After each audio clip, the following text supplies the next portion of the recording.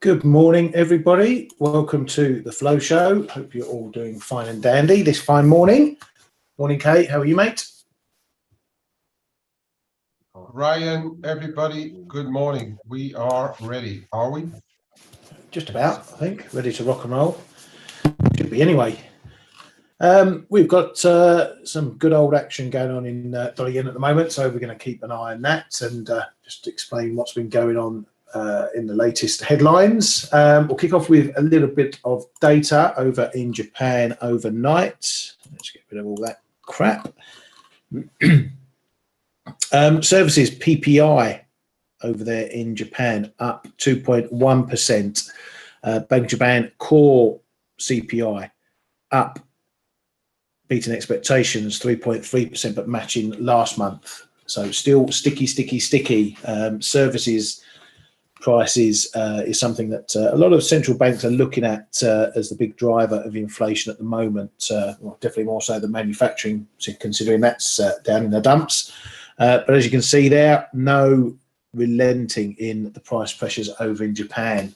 And surprised that hasn't had a bigger effect in the yen at the moment, but there's more cooking in there. Looks like we're firmly in the grip of month-end stuff with the dollar remaining well bid all round.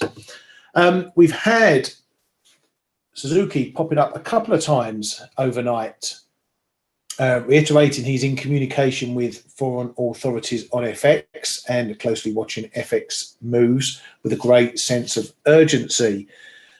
He, as I say, he was out mainly during Japanese time, but then he popped up not so long ago, and actually you can see now there's a bit of nervousness in dollar yen because his comments came out and we saw only a 20-30 pip drop, but enough to say that now the market is definitely getting a bit nervous up here of the intervention threat. We also had Economic Minister Shindo saying it's important for currencies to move in a stable manner reflecting fundamentals. Now over to Kishida. He sent out his minions to go and discuss this, all these fiscal measures. Kodo reports that he is thinking about tapping reserves to encourage wage hikes. He's also apparently asked that these measures do not exceed last year's amount, so putting a bit of a limit on there, but still ready to get the fiscal bazookas going. The government maintained its overall view on the economy in September. Still, the economy is recovering moderately, though they did raise their opinion on corporate profits for the first time since March 2022, and things are improving as a whole. So, Kay, what are your thoughts coming in? Again, we're hearing this communicating with foreign authorities. We're seeing the data is still sticky on the inflation front, and Kishida putting in some restrictions on his bazookas, it seems. That's quite a lot of information, actually. Yeah, it is, and it can make month end a bit confusing, dangerous. Now, first of all, let's take it one by one. The government saying limited it to last year's. They're capping the extra spending. They're not capping spending. They're capping the extra spending. So it still will come on top of whatever they did before. That is one thing. Then the inflation remains very sticky. I also saw something about another point of measurement. We just crept, the corporate services index. We just crept above 2% as well, which is interesting. So that is another thing. And then there's those comments, and there we are back on which calendar should we be watching? Is where they're going to move at the end of this year or at the end of the fiscal year, and that's going to be mega important for the monetary policy and the outlook for what could happen to the Japanese yen.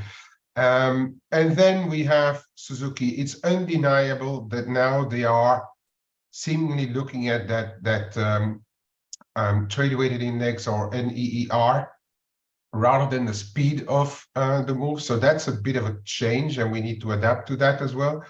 The fact that they talk about being in contact with foreign authorities. That is not abnormal, okay? They may not have said as much, but I do think they actually mentioned it last year as well, but once.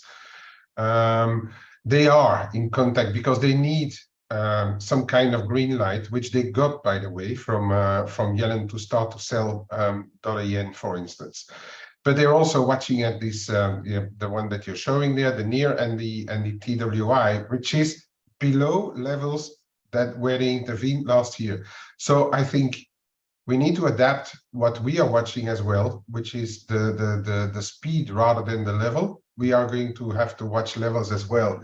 Now, in regards to that, they know what's going to happen on month end, right? So we've seen people calling for fierce dollar buying into month end, and yen being likely one of the most affected because of the equity market divergence. So we will have to really monitor it closely. Are they going to intervene? It's a tough call. Are we going to get a couple of lines like Bank of Japan is checking rates? I think that's very plausible. Are they going to stop it at 150 if we see it? That is also possible, because there is this risk, let's put it that way, of an acceleration into month end here. So yeah, to me, they actually, it feels to me like they made a pact, and Bank of Japan is going to take care of the government finances, and so bye-bye, which always was a big concept in Japan, by the way, bye-bye to central bank independence, and the MOF is going to take care of the value of the yen.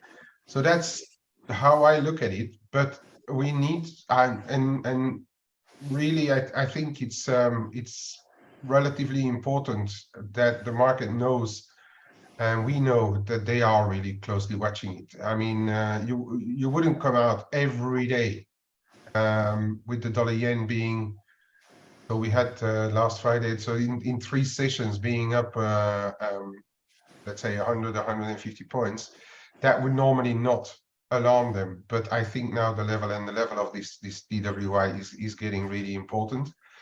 And if the yen continues to weaken with a standstill dollar yen, but the rest of the currency is starting to correct, for instance, like a higher euro dollar or higher cable, just to mention those two, because those and Aussie dollar perhaps, because those 2-3 are the main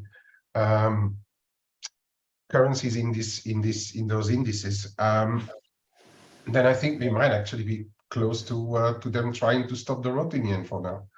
So I'm going to be on my guard. I have my my call running, but I did hedge a bit more of the nominal this morning, and just be ready for a move either way on this pair. And if we would get this month quarter end rushing to the dollar without them intervening, then I think Friday is a day where we should really be on very, very high alert. That is my feeling going into the rest of this week for the yen. Yeah, I think it might be a bit dangerous leaving yen shorts on over the weekend. If they are watching this month in stuff and happy to let it slide and do what it wants to do, and see no reaction after, then I think it's a big risk for the Tokyo Open on Sunday night, Monday, if they do decide to tap it on the head. I've most certainly tightened up my longs, the stop of my longs now, 50 pips into profit on my 147. So I don't know. I may, because of that risk, I may close out Friday, depending on where we are and what's happened, if we're still up here. Because I think, maybe the intervention risk for this weekend is going to be particularly high. And, we keep mentioning these comments that they're dropping in about being in contact with international authorities. It does smell like this time they may get their pals to help them along by selling their own currencies versus the yen around the different jurisdictions, if you like. Which they didn't do that, did they, in the last intervention? It was just them on their own, wasn't it?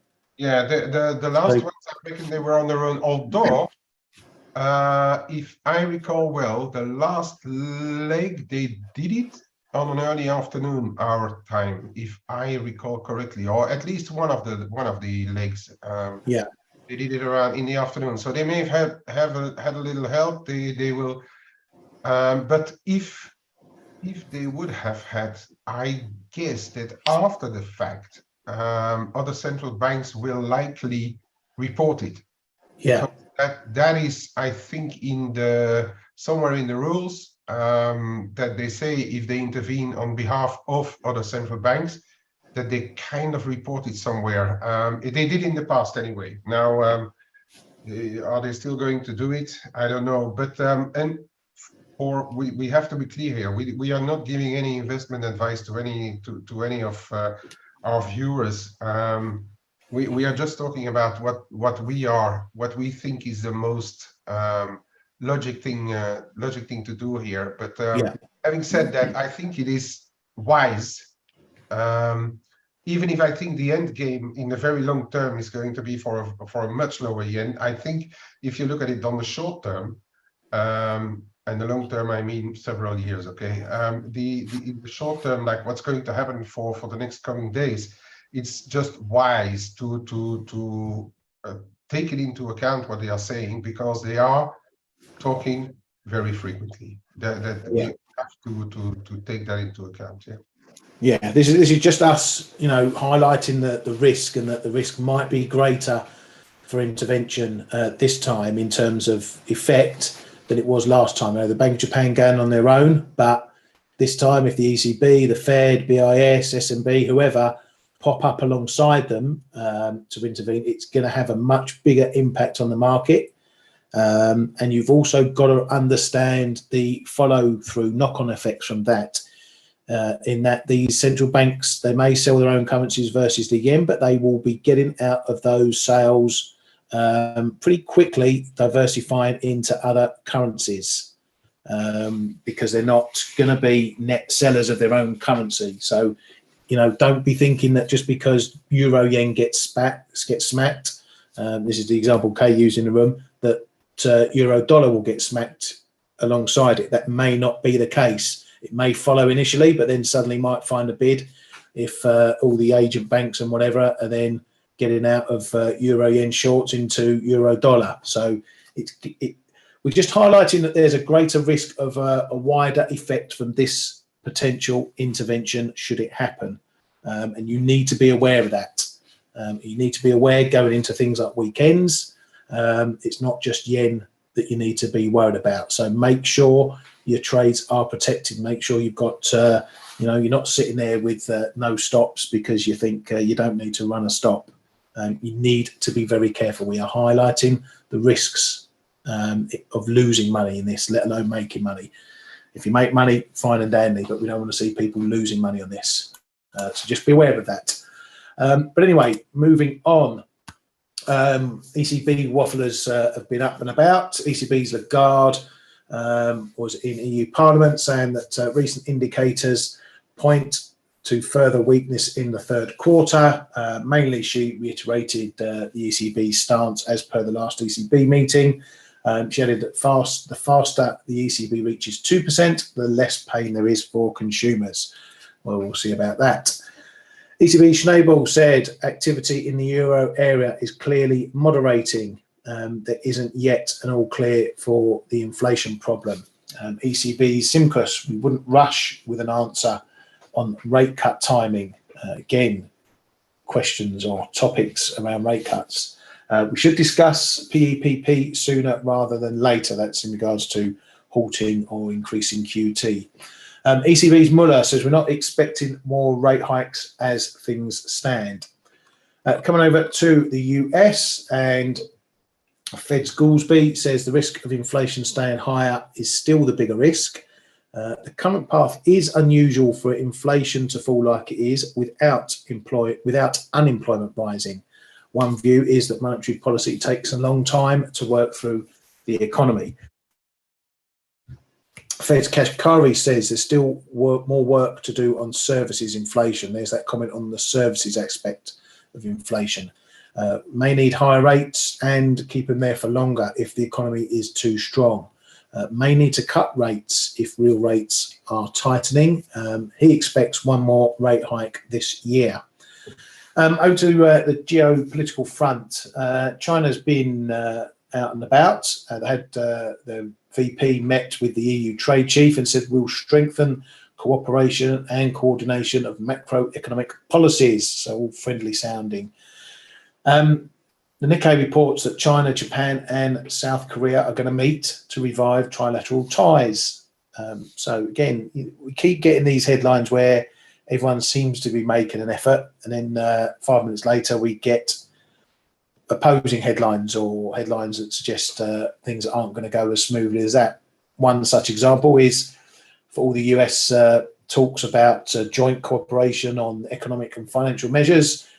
They've decided to recognise the Cook Islands and other islands that are in dispute around the South China Sea that China lays claim to. So they're officially recognising them in their own entities. So it's give on one hand, take on the other regarding this geopolitical stuff. But anyway, we'll see what comes of it. That's it for the headline front, as far as I can see. Kay, any feathers you plucked out the air? No, just an opinion and a bit of a warning sent out, and I don't know whether he meant anything by that, but I've seen Jamie Dimon from the JP Morgan post saying that the market is not at all prepared for rates to go to 7%. So I don't know what he knows, but it's the boss of America's most biggest bank, or the bank which is the most in the spotlight, and himself as well most of the time. So I don't know where he got that warning, but if that were to be the case, then the market will let's call it softly saying we'll take notice. I think if that goes, then it's Armageddon, really. Yeah. I mean, but for the, yeah. No, go on. I say no. For the rest, I think you covered most of it. I think we need to highlight as well that PBOC is really fighting hard versus the CNY decline, CNH decline. They continue to fix, and today again was a record defensive, the biggest defensive fix from the start actually of this whole exercise. We have to take it into account. It's one of those. Now we've maybe perhaps done watching the S&P to intervene aggressively. We need to watch the PBOC, because in the meantime news out of there is not really brilliant, but yet they are trying to kill the speculators there. So we have to continue monitoring that. Yeah, definitely, mate. Just back to the Dimon thing, and I haven't read the piece, so I don't know what the context is, but it is a potentially valid warning. I mean, everyone's calling the top in rates, assuming rates can't go higher, which means they're not looking at the potential if inflation doesn't do what it's supposed to do, and it does turn up again. Central banks might be forced to hike more, and then they may have to get up to 7%. And, that is something sitting here now the market isn't prepared for, which means if that likelihood starts to pan out, it's going to be another big reprice in everything, yields, the dollar, all currencies, lots of assets, and it will be a bit of a shock to the market. It may be the sort of black swan event that I know Dale likes to talk about now and again, and Blake as well. So it's a valid point without knowing the full context. It is a valid point that the market is not ready if there's a shock and rates have to go higher. And why not? Rates had to go to zero for such a long time. Who's to say they can't go higher? Yeah, for a longer time. Yeah, the thing is, if they would be forced to do that, then we will really have to watch very, very carefully what's going to go on in markets, because I think the equity markets are absolutely going to tank if that were to be the case. and also, and that's a bit of a paradox, right?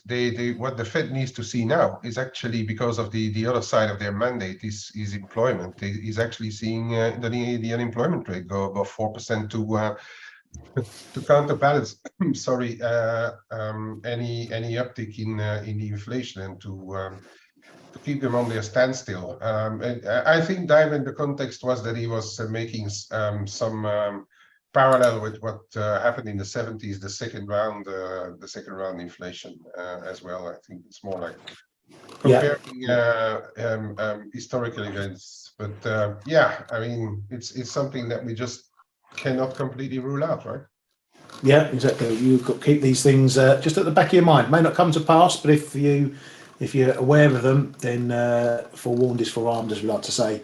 There was one other headline that came overnight, and that apparently is the Republican and Democrat negotiators are apparently nearing a deal on a short-term spending measure to keep the government open after the 1st of October.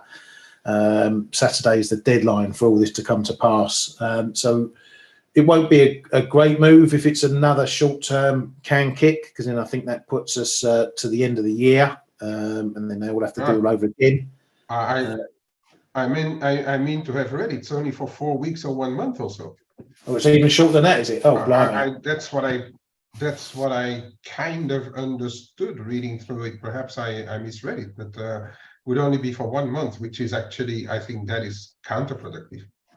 Yeah, that might not be seen in positive light at all. But yeah, it will keep getting, if it's a short-term can kick, be it a month or the end of the year, I don't think the market's going to take kindly to that, because it's just delaying this mess that's going on, and markets don't like uncertainty. It's all right kicking it for a year, 2 years, everyone forgets about it 5 minutes later.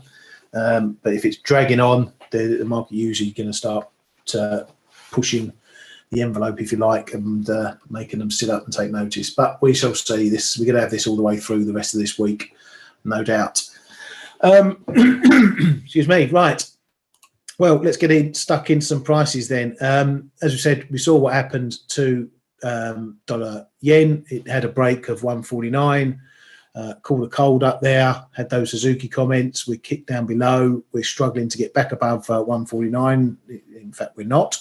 So we're probably going to do a little bit of sideways action. Watch the clock into the hours. If we're seeing some month-end, quarter-end stuff coming in, the market will likely start doing that on the hourly marks when the fixes come in. It does seem when we haven't got the same sort of PA we had yesterday, though. Okay, we're on a bit of a grind yesterday all day. Topped out. It doesn't seem like we're having, apart from this morning, which that might have just been the 8 a.m. man catching up and whatever. It's looking a little bit even. Do you think there might have been a bit of front running of all the model calls yesterday? Yeah, I wouldn't rule it out at all. We've seen this kind of action when we have the month end on a Friday, where they start to anticipate it on the Tuesday already. I'd rather think that the bigger day may be tomorrow, but then I think we also need to take into account the data that will come out this afternoon. So some people, like, we see a little bit of a rebound in the euro from the lows. We see a little bit, well, dollar yen is due to Suzuki, of course, but we're seeing cables starting to sort of hold, although it's still quite weak. I think the market is now waiting for the data this afternoon. If they come out either positive or even a standstill, and I would say like not showing any negatives on the dollar, then I think the party can start again this afternoon already for a big dollar. That's about it. So I think a bit of position management into those data today. I was actually looking for a little bit of a dollar setback somewhere to re-enter a bit. I'm still a bit long dollars, but just smalls. And that's, yeah, I think it's ahead of the numbers. So because it's a bit of a risk, right? Because the Fed is always talking really about the consumer when they do their meetings and stuff. So it is going to be a quite important set of data this afternoon. We got the consumer confidence, and then we've got some housing data.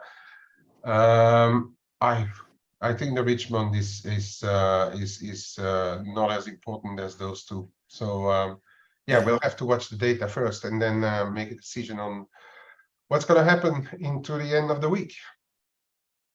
Yeah, very much so. We got the big numbers, I think, is going to be house prices. That's something you watch. It's July data, so it's a bit lagging, but you just watch for general trends. Home sales is going to be fairly important. New home sales, that'll tell us if there's any weakness. But the consumer confidence is going to be the one to see if it follows the Michigan and see if the inflation expectation numbers drop like they did in the Michigan. Quite a significant drop in those there. So we'll see if it follows suit in that. For cable, just talking about that, we've done the fib of this leg. So we had the leg from March, the secondary move up to the 131 highs. It's been a one-way street down, and this is cable in a nutshell, really, because just as it's a one-way street going up through all the data, central banks and everything else, it's a one-way street coming down as well. The bigger levels going to be coming up now into 121, 120.78, that fib, down into the big 120. We're all going to get levels that if these are tested and hold, then maybe at least we see a bit of a pause at the very least. If we carve through those pretty easily, it's going to suggest that there's more to be done on this, and then who knows where we're going. But we're going to get into, as I say, that 38.2 is going to be a juicy level. 121, 121.5 has been a juicy level. So, you know, we're getting again into a bit of confluence down here of the tech. Doesn't mean you should pile in, catch the knife, and you know, put your feet up. You've got to know that this is a strong trend. It's been going on for months. This isn't just a 1 week thing, a couple of day thing. So if you want to try and catch the knife, know which way you're fighting the trend. You know, you need to keep your trades manageable, maybe keep your risk a little smaller, and because you know people are going to be coming out trying to catch this knife in cable after this performance. So always got to manage your risk when you do such things like that. Euro sterling had a little bit of a nudge back from the 87 yesterday, but now we're knocking on the door once again, matching the prior highs. Again, this is probably more to do with the speed that cable's going versus euro dollar, as opposed to any real difference. But again, you can see that pound weakness generally coming into this one. So still waiting to see if we get a kick above that 87.15.20 area, which is a quite significant top on that. I'm still just managing my positions. Euro CAD, a lot of eyes on that one at the moment. It's one I tapped into the fib yesterday just for a little tech trade. So I was long into there, 67 I got long. Not bouncing awfully that much at the moment. So it did look last night that we might be holding below this fib and this 142.50 area. There were just some tentative signs that was happening. I was a bit umming and ahhing, as you can see there. I was just umming and ahhing about whether to chop in my long overnight and just forget about it. But I thought, nah, sorry, I've taken a bit off. I've reduced the risk, so I'll see what happens. We're back above and we're holding. So technically it's doing the right job, pushing up, but not exactly rockets. Nothing really changes in this until we get above 43, maybe that 43, 20, 30 area. Definitely 43, 60, 70. We need to retake, so take a bit of the pressure off. While we don't, that keeps the downside in play for that. So just a little tech trade on that one. I'm not really looking at an awful lot else at the moment. It's really a case of just seeing what's happening. You know, looking at gold, I'm still looking to see if we get a move down to the bottom of the wider range, which is down at the 1885s. That's kind of skewy. There we can see the range down there. That's the area I'm really looking at for potentially taking along. But in the meanwhile, 1930 is still doing a job. We did have the break. You know, we mentioned this last week. Hold in here, break up. got into that high area that we saw, back in early September, but then we're back below, holding below this 30s. So this 30 is still a little bit pivotal here, still quite an important number. Again, we've got a secondary area down here, 1916s, bit of an on-off one, bit more wishy-washy, not as strong, but you can see it has moments where it's support and resistance. Stay under there. We're probably going to get a test of 1900 again, and maybe even down to that low. And I'll consider, depending on the type of move that takes us there, picking up some longs into that 1885 area. Oils, again, looking like it might be done with the tops right now. Having a little bit of a pullback, just etching a new low. So after it came off the top here, made a low, just made another new low, which just changes the complexion a bit of the rally that we've seen previously. So it's probably going to stiffen up this resistance area. Doesn't mean we can't be rocketing up to 95s or 100s, but the market is now seemingly happy with the level it's at. We obviously had those headlines, I don't know whether to believe it or not, that that Total Energy, I think it was the main buyer of oil in a lot of this rally. If that's the case and they finished, might be a reason why we topped out. But that's keeping us things a little bit more neutral at the moment compared to the rally we saw before. That is having a bit of an on-off effect in dollar CAD. Again, we just can't get back above this 135 and hold it. So it looks like we've got a mix of stuff going on here. A bit of the weaker oil, bit of the dollar strength, but we're not making any massive inroads. It's stepping up, it's stepping up, it's stepping up. So it looks on balance perhaps like the upside is more favourable than the downside, but it's going to need us taking out that 135 area.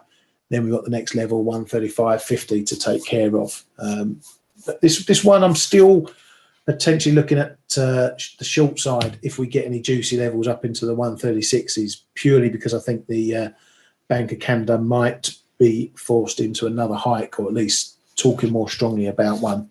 I still think that the pressures on the Bank of Canada, or on Canada itself, favour a more hawkish stance. So I'm just going to keep an eye on that if we do get a move up on that one. Okay, do you want to have a little mooch around? Yeah, you covered already a lot of stuff, so I'm not going to add too much today. Cable, you've highlighted the levels. I think we're on a little bit of a level right here, actually. So I did manage my position a little bit. We are on a bit of a level. We're turning around, and today may be one of those days where you are a bit, or we are a bit careful with our dollar longs or so, just in case we get those we get weaker data all of a sudden out of the US. So I'm just being cautious. I still think into month end we may see that rush into the dollar. I'm not saying that we are going to go down to 117s, but the level that already been talked about in those 120s, and then at the end of the month, I'm really looking at the rest of this week like one big market or trade, or just looking at it as a whole, and then taking into account what the people in Japan want to do with their currency. So one of the currencies which is undeniably still offered is this cable. We've also seen the differentials on the sterling and the dollar.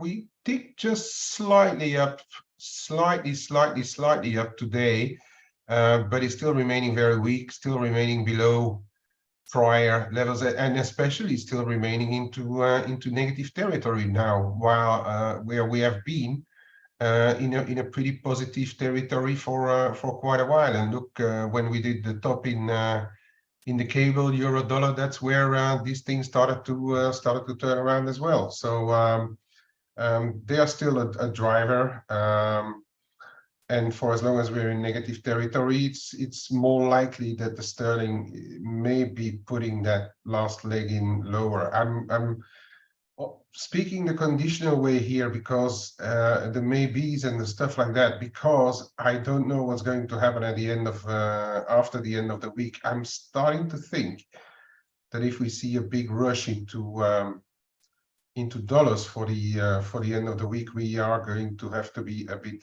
cautious. On the S&P, I think we're in a bit of a zone here in those low 43s down to 43 the figure, where other people already were talking about 42. I got 42.40, 4200 is coming up as well. If we see this towards the end of the week, not ruling it out. Watch those data coming out. If we get like slow worse, but slow worse, it could be good for an intermediate rebound on the S&P, for instance, up to 43.5, and why not like push a little higher up to 43.85. But it shouldn't happen with like a consumer confidence which is crashing away, because that's going to only be a temporary bounce on the back of lower yields. But and then I think if the consumer is not doing well, I don't think stock market should hold up. But that's just my personal view. So that for the S&P, yeah, the dollar yen, we've spoken about it. We are in this area, and if one believes, and I tend to agree with them, what should happen on month end, quarter end, we may be up to 150 and getting more, at least warnings from the Ministry of Finance. And as we have said earlier in the show, I'd be a bit worried now. I'm the higher it goes, the more I'm going to cover of my call. And if we really get a blowout here towards the end of the week, I'm probably going to be covered completely, because I think that next week may be we may see, first of all, a bit of a natural setback on the dollar, but also we are running into really intervention risks here. To turn this around, let's look at the other side. To turn this around, we need to start to get under levels of the prior high, 148.5, but that's very close. I think to really start to turn dollar yen around, we are going to have to break 147s. From mid to low 147s, I think that's where this market is going to get nervous if we get back down there. Don't forget that people who have, and there will be a lot of them, people who have been buying post Bank of Japan meetings before, people who have been buying setbacks, they are actually doing very well, because they in the meantime also getting money to be short yen. So I really think that it's going to take more than just 50 or 100 point setback to discourage those people. I think it's going to take a break below 147.25, call it 147, for them to start to really get nervous. And then I think if that would happen, then we could see a bigger setback. But let's not front run the events. For now, we're trading around the highs.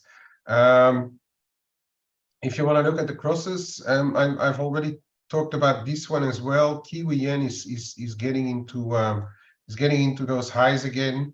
We're trading 88.75. I think in the next percent, which is relatively your $115 yen as well, we need to be a bit careful for what's happening there as well.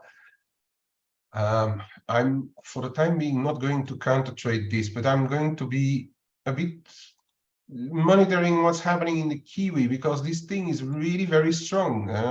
Kiwi is holding very well. We're getting closer to this 59.90 as well, and it's holding despite the dollar doing well. The Kiwi is holding very well as well. This is one that I'm going to monitor for the start of next month as well. If we get a setback just because of the dollar into the end of the month, this one on the other hand, I think he may start to hold those levels, but it's a multiple day monitoring. Aussie is a little different. I mooching around here. I'm not sure what to do with the Aussie. I'm actually not really watching it right now. people say about this 64, 10, 15, it's already holding whatever, but I really think it's just hopping up and down, and we will have to see what happens into month end. Have a quick look at Aussie Kiwi, mate. Yeah, I was just going to pull it up. It's really turned around quite dramatically, actually, since we had the test of this fib here, and I highlighted that in the room. Stupid me, I didn't even trade it around there because it was like a multiple top, and now we are already way back below. Kiwi data have not really surprised me compared to the Aussie data, but the market is really trading it very very heavily to the downside right now. I don't really know why, to be honest, but anyway, we're coming into levels, interesting levels: 107.40, 107, low 107s, and then especially here, this 106 3/4, 107 the figure. That's going to be one to closely monitor if we get down there, and then we always have to look a little bit at what's happening on the Chinese yuan as well. What did you want to say? I'm looking at that. I'm looking at that trend line as well. If you zoom it out a bit, it comes from This one? That one. Yeah, mid 2020. Yeah, because we've got this still got this magnet effect around that 108. So yeah, I might have a look at that trend line just for a little counter trade to see if we get back to the 108 mean, if you want to call it that, because we're still mooching around that. But yeah, it's had a little look up on the upside. Didn't quite get up to that 110, 111 area, but yeah, we might have a little look on the downside. I'm not keeping an eye on that one. You want to sell close to 108? No, I'll buy down into that trend line here, for a move back to that 108. Yeah, it's possible, mate. Because it's been a few lows here as well. Okay, we went through it. The thing is, I don't really know the reason exactly why the Kiwi is going so strong compared to all the rest. We had a bit of data out, but I mean, is it justified to do? Perhaps there's something in the budget also that we haven't seen to strengthen the Kiwi. Yeah, it just seems like there's just been a bit of a sentiment change over the Kiwi. Just in the commentary of late, you know, people thinking they may look to hike again, or you know, the economy's not doing all that badly, soft landings, you know, that sort of stuff. Yeah, but yeah, not much wholesale. I think for the yen as well, we have to look at this. I haven't put any lines or charts on it, but because I mean the top end of the allowed 10-year JGB band now is at 1%, and this is sort of what I was telling since the last meetings and when they changed, that in my opinion they are, even though Bank of Japan continues to buy JGBs, okay, but I think over time they are going to slowly let it go to that 1%. That is still my base case for this. So this is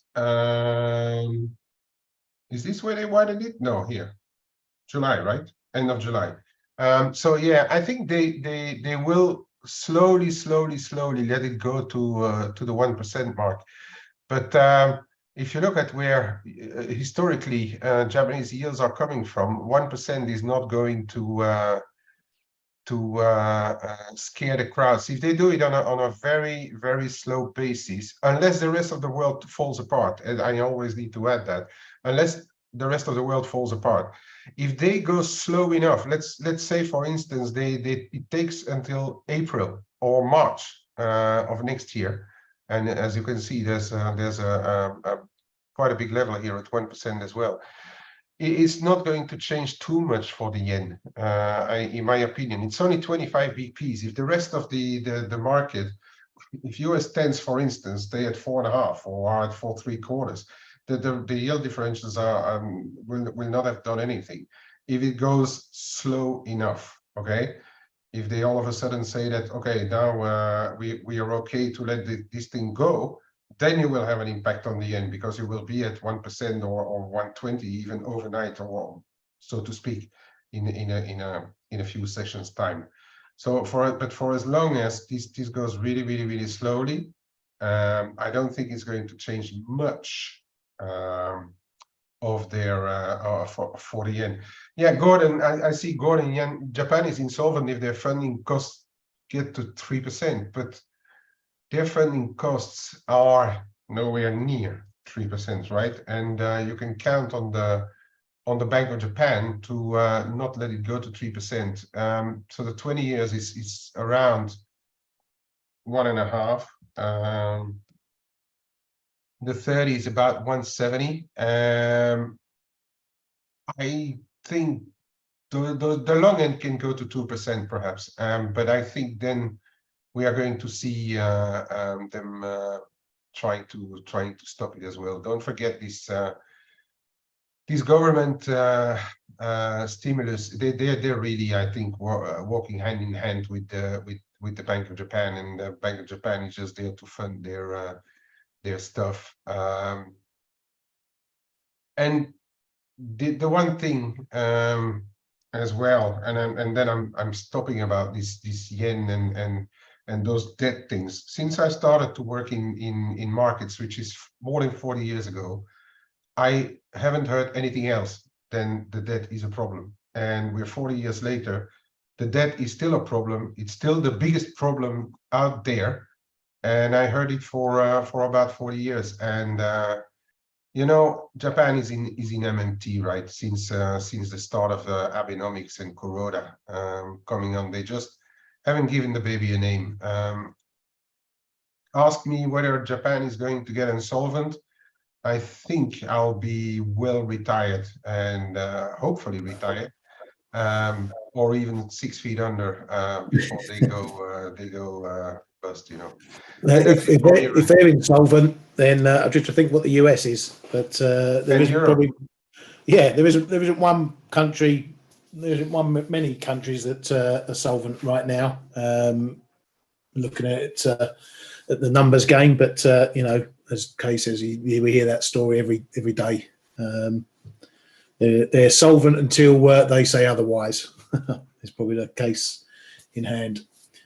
So in the last one here, silver, gold, Ryan already showed it. For me, gold is just, it's starting to react to, I think, these yields a little bit, and then the rest is month end. Because the funny thing, everybody always talks about FX in the month end, but I'm pretty sure that there's something going on in the metals as well, because usually we do have a bit of a move into month end. So for silver, it's got this setback. I think it's all also to do with yields. For the end of the month, I'll see what happens here. I might just hold back until we see really what's happening in month end, but this area is a zone of interest to me. 22.25, 22.5. Back over to you, Ryan. Thank you very much. Well, just a couple of points of order before we finish up. I've just popped a link in there if you want to check out Michael Brown and myself on the Trade Off UK. You can hear our latest thoughts on central banks and the like. Also, there is no flow show Thursday because myself and K-Man are heading up to the Big Smoke for an FX event thing going on, run by Bloomberg. We decided to take a day out and go and check that out. Go and have a meet up with a few people. So if you're in London, fancy joining us, check that out. You can. It's free to join. I'm not endorsing the event or anything like that, but we're using it as an excuse. So there'll be no flow show on Thursday. Are you listening, Bran? Because I know you'll forget that come Thursday. Anyway, that's it from today. Watch out for that data later. Watch out for that intervention risk and the jawboners. Trade safe. Keep well. Thank you very much, Kate, for your input. We'll see you all tomorrow. Cheers, guys. Hey traders, this is Blake Morrow with ForexAnalytix. Thanks for stopping by our YouTube channel. Don't forget to like these videos, share them, and subscribe to our channel so you don't miss any of the content that we provide here for free. Thanks for stopping by. I'll see you in the next video.